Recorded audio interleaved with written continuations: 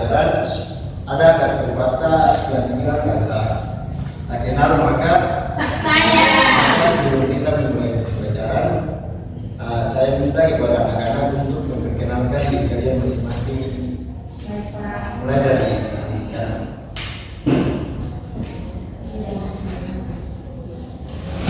Assalamualaikum warahmatullahi wabarakatuh. Waalaikumsalam warahmatullahi wabarakatuh. Perkenalkan, nama saya Regina Medisila, biasa dipanggil Regina. Regina. Hai.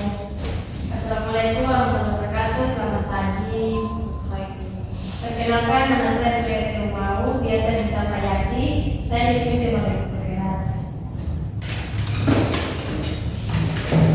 Selamat pagi Pak dan teman-teman. Perkenalkan, nama saya Trice Sobore, biasa dipanggil Trice.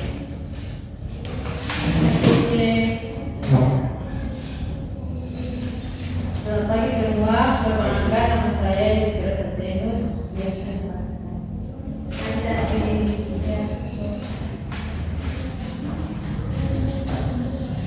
Oke, jadi sebelum kita memulai pembelajaran, saya mohon kepada kelas untuk pimpin kita dalam doa. Pada teman-teman, sebelum mengawali pembelajaran kita pada hari ini, marilah kita berdoa menurut agama dan kepercayaan kita masing-masing. Berdoa dan mulai. Berdoa selesai.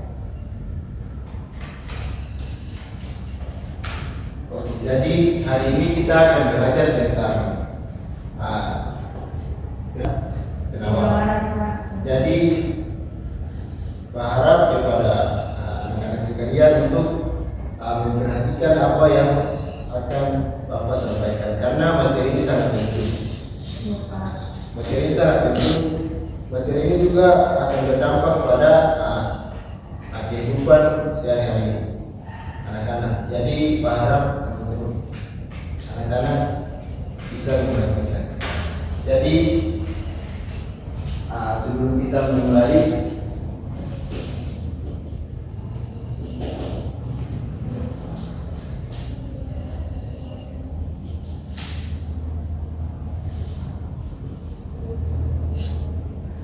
jadi pembelajaran kita hari ini tentang permintaan dan penawaran. Jadi permintaan dan penawaran ini sangat penting dalam kehidupan sehari-hari. Di dalam aktivitas ekonomi, permintaan dan penawaran ini sering terjadi di pasar, di kehidupan sehari-hari karena di dalam aktivitas ekonomi pasti terjadi permintaan dan penawaran. Jadi sebelum kita memulai pembelajaran, ada yang tahu tentang definisi dari permintaan?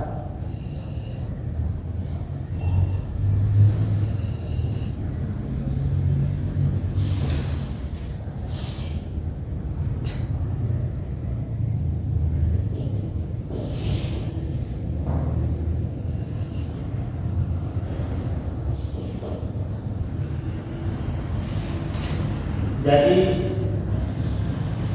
pembahasan kita tentang permintaan dan penawaran hari ini adalah kita membahas tentang definisi dari permintaan dan penawaran dan hukum permintaan dan penawaran. Jadi anak-anak sudah pernah mendengar apa arti dari permintaan dan penawaran? Sudah Pak. Jadi kalau ada mohon untuk satu orang untuk mendefinisikan apa arti dari permintaan. Saya Pak. Jadi permintaan adalah jumlah barang atau jasa yang diinginkan untuk dibeli pada waktu dan harga tertentu.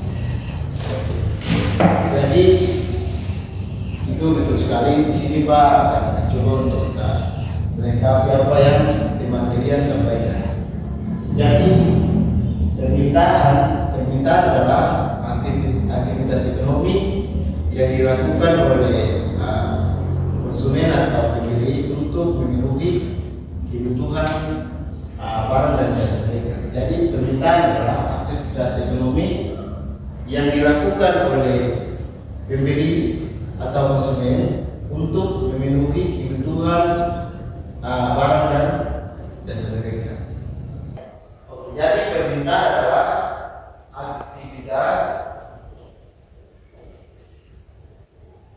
ekonomi yang dilakukan oleh konsumen atau pembeli untuk memenuhi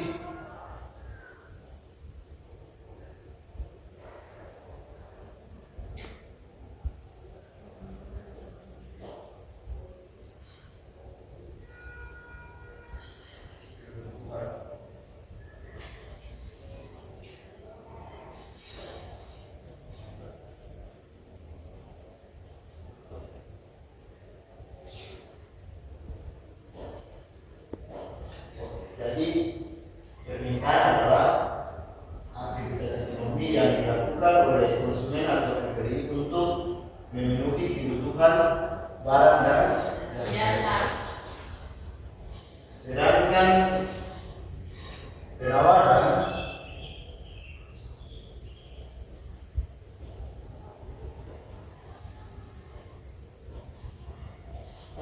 sebelum Pak menerangkan tentang definisi dari penawaran, mungkin anak-anak apa ada yang tahu definisi dari penawaran? Oke, silakan Nina. Penawaran adalah banyaknya barang atau jasa yang tersedia dan dapat ditawarkan oleh produsen kepada konsumen pada setiap keberangkatan selama periode waktu tertentu. Oke, kita hapus kepada. Jadi penawaran adalah apa? Apa tadi kita? Penawaran adalah banyaknya barang atau jasa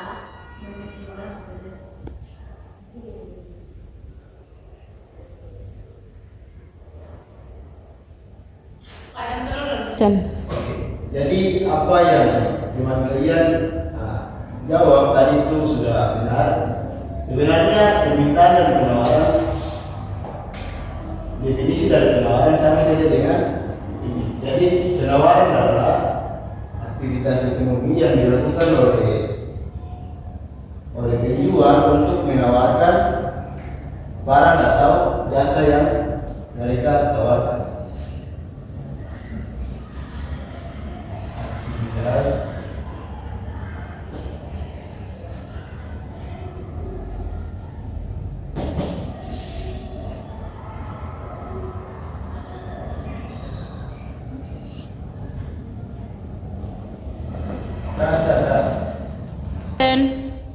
jadi penawaran adalah aktivitas ekonomi yang dilakukan oleh penjual untuk menawarkan barang atau jasa yang mereka tawarkan kepada konsumen. Jadi permintaan adalah konsumen, sedangkan penawaran itu dilakukan oleh produsen atau penjual. Jadi selanjutnya setelah kita sudah memahami tentang definisi dari permintaan dan penawaran, selanjutnya kita masuk di bagaimana hukum permintaan dan penawaran. penawaran Pak.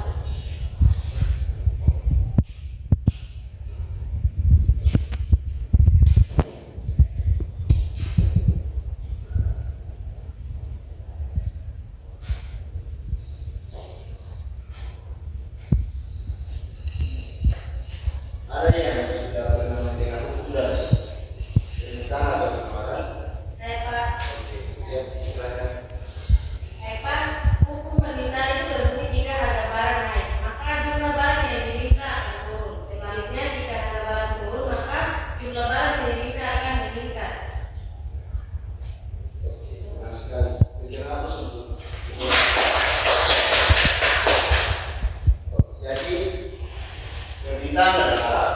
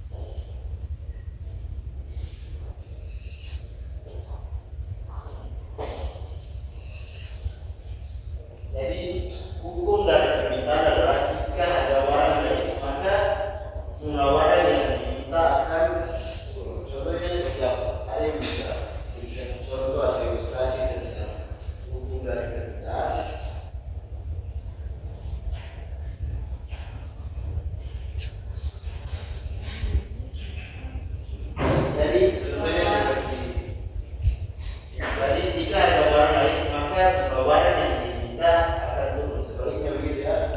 Jika harga barang turun, maka jumlah barang yang diminta akan naik. Jadi contohnya seperti misalnya di pasar, tadi di pasar atau tidak? Jadi di pasar jika harga cabai atau harga tomat atau harga sagu itu misalnya sebelumnya 100.000 dan di kemudian hari harga cabai atau harga sayur yang dijual harga turun, misalnya dari 15.000 menjadi 10.000, maka permintaan dari konsumen akan naik atau pembeli akan banyak. Sebaliknya begitu. Oke, ada lagi yang bisa memberikan contoh tentang apa yang tadi Pak sudah berikan? Saya Pak. Oke, silakan. Jadi kalau apakah misalkan ada tuh orang-orang jual kayak tomat, bahan dapur atau bahan dapur itu, kan itu kan kalau di pasar itu harga tomat itu dia naik, maka jumlah permintaan itu akan menurun. turun begitu. Jadi kayak orang tuh kurang belanja tomat itu karena harga tomat itu dia naik. Kalau sebenarnya harga tomat itu dia turun, maka lebih banyak orang yang akan berminat atau membelinya begitu. Oke, benar sekali. Jadi jika harga tomat naik maka konsumen akan menurun. Tapi jika harga tomat menurun maka konsumen akan naik. Jadi anak-anak tahu tidak apa saja faktor yang mempengaruhi hingga harga barang naik atau harga barang turun? Ada yang tahu? Tidak ada yang tahu. Faktor yang mempengaruhi hingga harga barang itu menurun atau naik.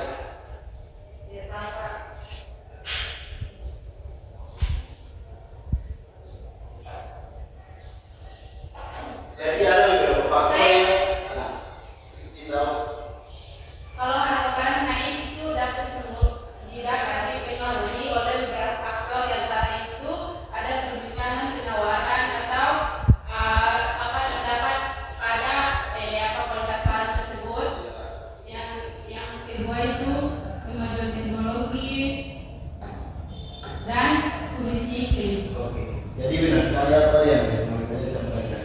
Jadi jika harga barang naik atau turun maka itu bisa dipengaruhi oleh beberapa faktor. Yang pertama adalah selera konsumen itu berbeda. Yang kedua adalah Permintaan dan penawaran.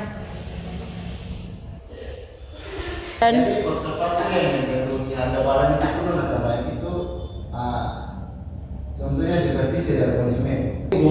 Hukum dari permintaan itu seperti itu. Jika harga barang naik atau turun maka barang yang diminta akan ikut naik atau ikut turun juga.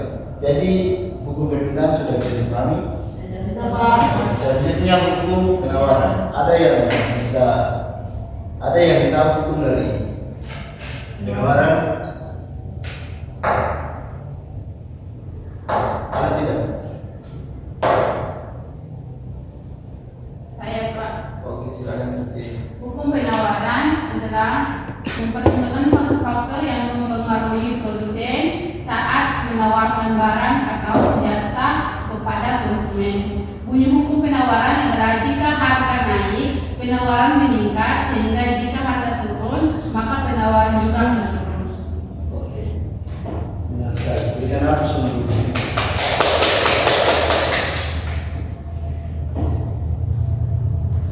Jadi hukum penawaran adalah jika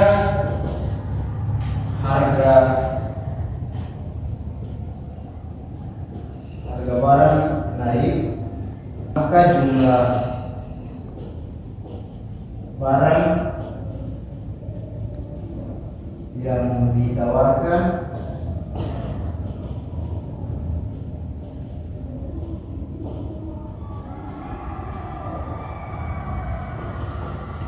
jadi hukum penawaran adalah jika harga barang naik maka jumlah barang yang ditawarkan juga Naik. naik. Ada yang bisa memberikan contoh tentang penawaran? Saya Pak. Seperti Ya, sekarang. jadi contohnya itu seperti sekarang itu sekarang kan Natal, maka yang dimana itu masyarakat itu intinya masyarakat yang non Kristen itu sangat membutuhkan pohon Natal, yang dimana pohon Natal itu harganya itu kan mahal, ada yang 2 juta sampai 1 juta lebih, maka penawaran pada pohon Natal tersebut akan meningkat, atau sehingga produksi pohon Natal itu meningkat karena penawaran sangat banyak. Ya, bagus sekali ya. Jadi jika harga barang naik, maka jumlah barang yang ditawarkan juga semakin meningkat. Contohnya yang tadi kalian sebutkan di menjelang Natal seperti ini kan, harga pohon Natal dan produksi pohon Natal dan konsumen yang akan membeli pohon Natal itu juga semakin meningkat. Produksi semakin banyak dan konsumen juga semakin banyak karena sesuai dengan kondisi pasar. Ada yang bisa memberikan contoh? Saya Pak, contohnya itu Pak, kalau lagi mau dekat-dekat Natal ini Pak, sedangkan harga baju Natal itu akan mahal, karena konsumen juga membutuhkan baju Natal untuk dipakai pas Natal. Jadi yang ditawarkan bajunya akan banyak, tapi harganya juga tinggi Pak. Ya, benar sekali. Jadi permintaan dan penawaran ini juga saling berhubungan. Jadi permintaan dan penawaran ini harus sama-sama seimbang. Contohnya misalnya seperti permintaan dari harga motor itu 15 juta dan penawarannya juga 15 juta, berarti seimbang, tidak lebih tidak kurang. Oke, jadi mungkin itu saja hukum dari permintaan dan penawaran. Apakah anak-anak sudah memahami hukum dari permintaan dan penawaran? Jika ada pertanyaan silakan ditanyakan. Ada? Oke, jadi tidak ada pertanyaan, maka saya rasa anak-anak sudah memahami apa yang tadi Pak sampaikan dari definisi hingga hukum dari permintaan dan penawaran. Jadi mungkin itu saja materi yang Pak sampaikan hari ini. Nanti kita akan bertemu di minggu depan. Tapi sebelum Pak akhiri pertemuan ini, 15 Ya Pak. hasilnya tolong.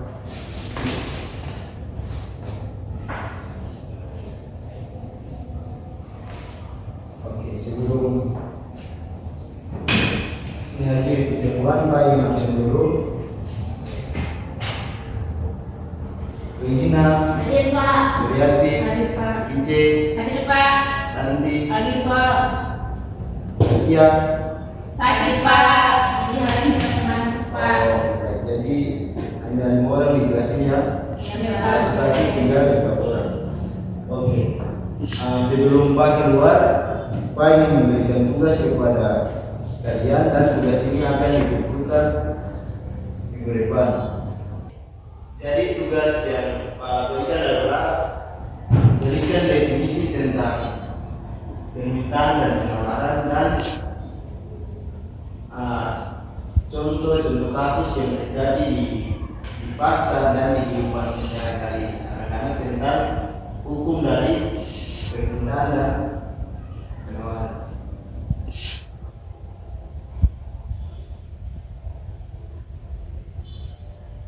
Nanti dikumpulkan minggu depan sebelum memulai pembelajaran. Mungkin itu saja yang kita pelajari hari ini, dan semoga anak-anak bisa memahami apa yang sudah Pak sampaikan dan bisa menerapkan dalam kehidupan sehari-hari. Sebelum kita mengakhiri pembelajaran ini, saya mohon kepada kelas untuk